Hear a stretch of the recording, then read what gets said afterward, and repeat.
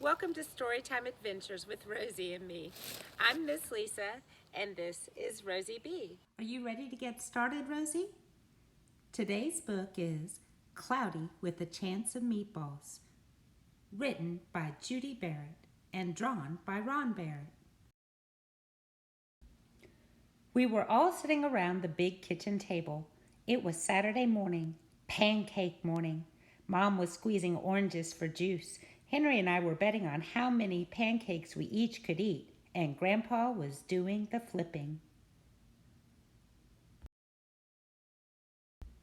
Seconds later, something flew through the air headed toward the kitchen ceiling and landed right on Henry. After we realized that the flying object was only a pancake, we all laughed, even Grandpa. Breakfast continued quite uneventfully. All the other pancakes landed in the pan, and all of them were eaten, even the one that landed on Henry. That night, touched off by the pancake incident at breakfast, Grandpa told us the best tall tale bedtime story he'd ever told. Across an ocean, over lots of huge bumpy mountains, across 3 hot deserts, and 1 smaller ocean, there lay the tiny town of Chewandswallow. In most ways, it was very much like any other tiny town. It had a main street lined with stores, houses with trees and gardens around them, a schoolhouse, about 300 people, and some assorted cats and dogs. But there were no food stores in the town of Chewandswallow. They didn't need any. The sky supplied all the food they could possibly want. The only thing that was really different about Chewandswallow was its weather. It came 3 times a day, at breakfast, lunch, and dinner. Everything that everyone ate came from the sky. Whatever the weather served, that was what they ate. But it never rained rain, it never snowed snow, and it never blew just wind. It rained things like soup and juice. It snowed mashed potatoes and green peas, and sometimes the wind blew in storms of hamburgers.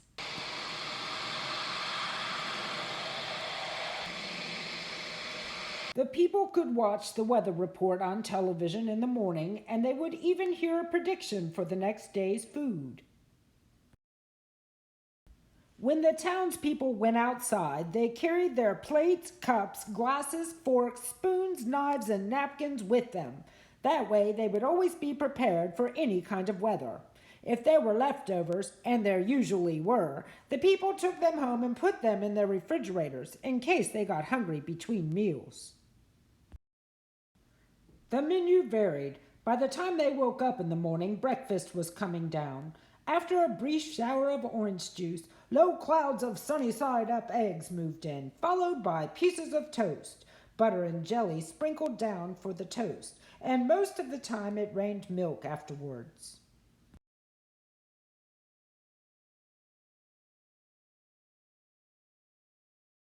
For lunch one day, frankfurters, already in their rolls, blew in from the northwest at about 5 miles an hour. There were mustard clouds nearby.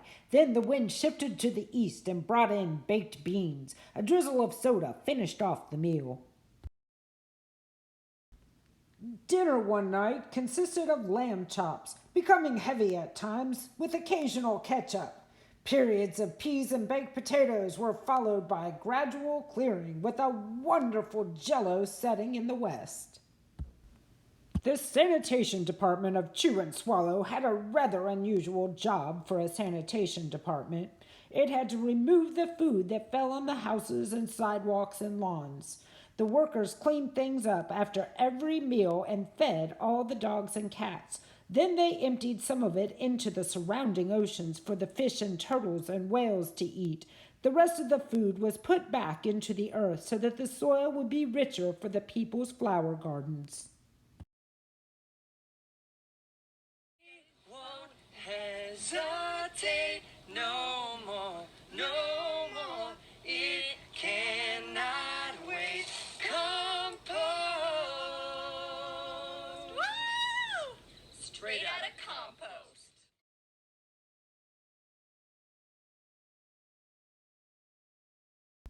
Life for the townspeople was delicious until, bum bum bum, the weather took a turn for the worse.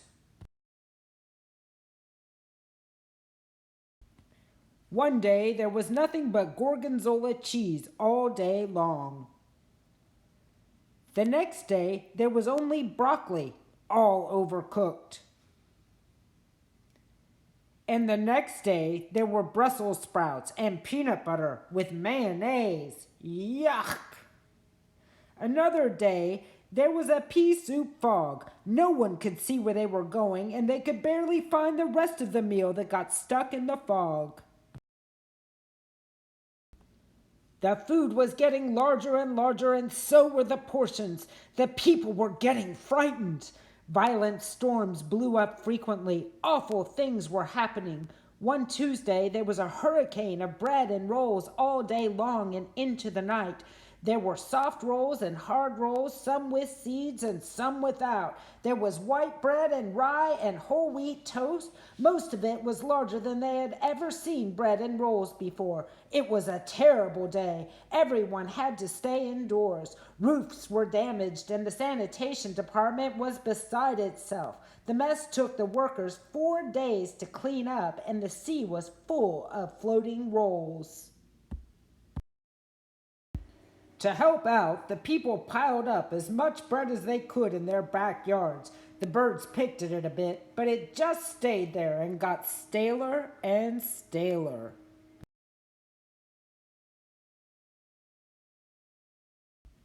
There was a storm of pancakes one morning and a downpour of maple syrup that nearly flooded the town. A huge pancake covered the school. No one could get it off because of its weight, so they had to close the school. Well, Rosie, it's kind of hard to read with your nose there, but I'll try. Thanks. Lunch one day brought 15-inch drifts of cream cheese and jelly sandwiches. Everyone ate themselves sick, and the day ended with a stomachache. There was an awful salt and pepper wind, accompanied by an even worse tomato tornado. People were sneezing themselves silly and running to avoid the tomatoes. The town was a mess. There were seeds and pulp everywhere.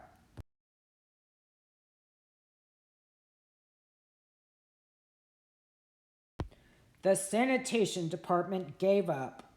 The job was too big. Everyone feared for their lives. They couldn't go outside most of the time. Many houses had been badly damaged by giant meatballs. Stores were boarded up. There was no more school for the children. So a decision was made to abandon the town of Chewandswallow. It was a matter of survival. The people glued together the giant pieces of stale bread, sandwich style, with peanut butter. Took the absolute necessities with them and set sail on their rafts for a new land. After being afloat for a week, they finally reached a small coastal town which welcomed them. The bread had held up surprisingly well enough for them to build temporary houses for themselves out of it. The children began school again, and the adults all tried to find places for themselves in the new land. The biggest change they had to make was getting used to buying food at a supermarket. They found it odd that the food was kept on shelves, packaged in boxes, cans, and bottles. Meat that had to be cooked was kept in large refrigerators. Nothing came down from the sky except rain and snow. The clouds above their heads were not made of fried eggs, and no one ever got hit by a hamburger again. And nobody dared to go back to Chewandswallow to find out what had happened to it. They were too afraid. Henry and I were awake until the very end of Grandpa's story. I remember his goodnight kiss. The next morning we woke up to see snow falling outside our window. We ran downstairs for breakfast and ate it a little faster than usual so we could go sledding with Grandpa. It's funny, but even as we were sliding down the hill, we thought we saw a giant pat of butter at the top, and we could almost smell mashed potatoes.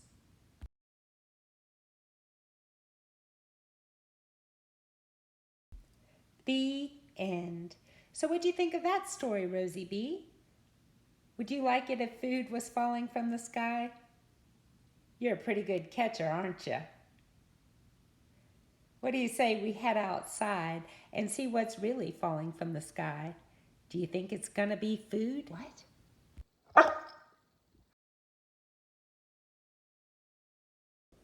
I'm out here with Rosie B and Dahlia K, and some mysterious objects are falling from the sky.